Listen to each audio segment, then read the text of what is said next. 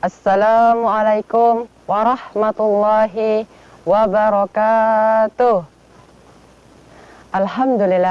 Alhamdulillahi rabbil alamin.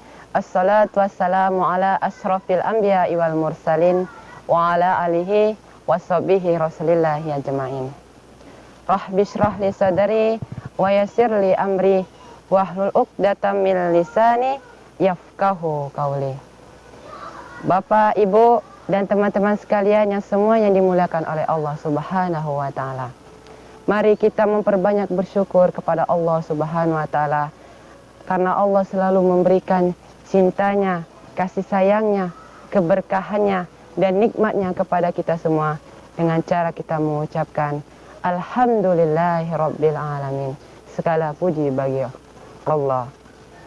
Dan mari kita memperbanyak salawat kepada Nabi kita Muhammad sallallahu alaihi wasallam, karena Nabi itu telah banyak berjuang, berjasa kepada kita semua dengan cara kita mengucapkan Allahumma sholli ala sayyidina Muhammad wa ala ali sayyidina Muhammad. Ya Allah, limpahkanlah rahmat kepada Nabi Muhammad, dan ya Allah, limpahkanlah rahmat kepada keluarga Nabi Muhammad. Bapak, Ibu, dan teman-teman sekalian yang semuanya disayang oleh Allah Subhanahu wa taala. Pada kesempatan kali ini, saya akan menyampaikan sebuah kultum yang berjudul Makna Bulan Puasa. Kita tentu sudah tahu apa itu puasa dan apa tujuan dari kita berpuasa. Puasa adalah menahan diri dari makan dan minum dan segala sesuatu yang bisa membatalkan puasa, dari terbit fajar sampai terbenamnya matahari. Dan tujuan dari kita berpuasa adalah untuk meningkatkan ketakwaan kita kepada Allah Subhanahu wa taala.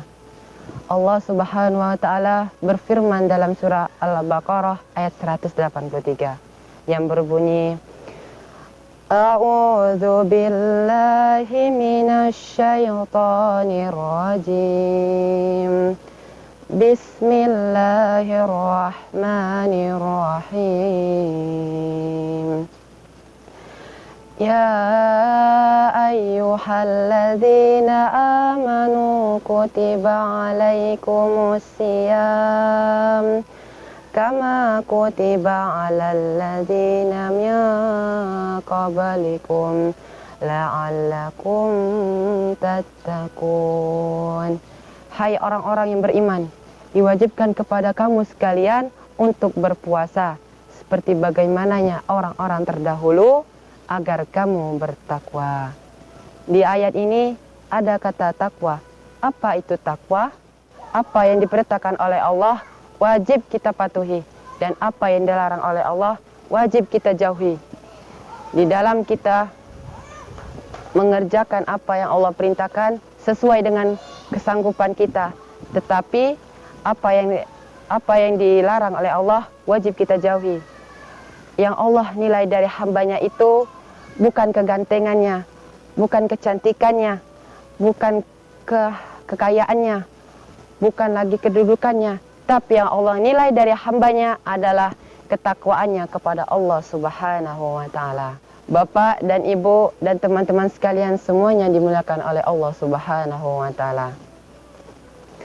Lalu siapa yang diwajibkan untuk berpuasa? Lalu siapa yang tidak diwajibkan berpuasa?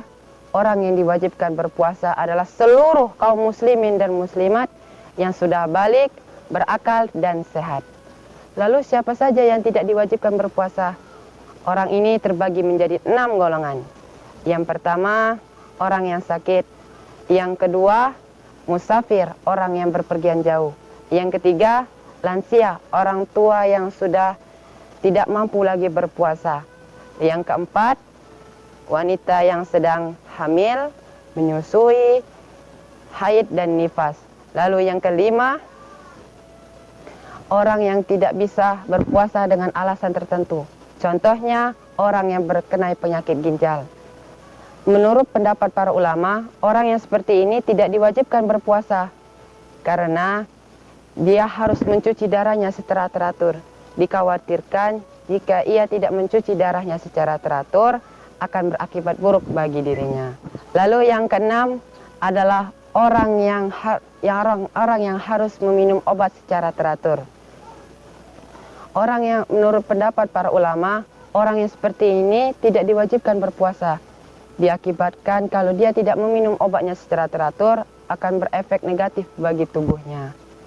Bapak, Ibu, dan teman-teman sekalian yang semuanya dimuliakan oleh Allah Subhanahu wa Ta'ala. Lalu apa saja yang bisa membatalkan puasa kita? Yang pertama, jelas, makan dan minum. Yang kedua, muntah secara sengaja.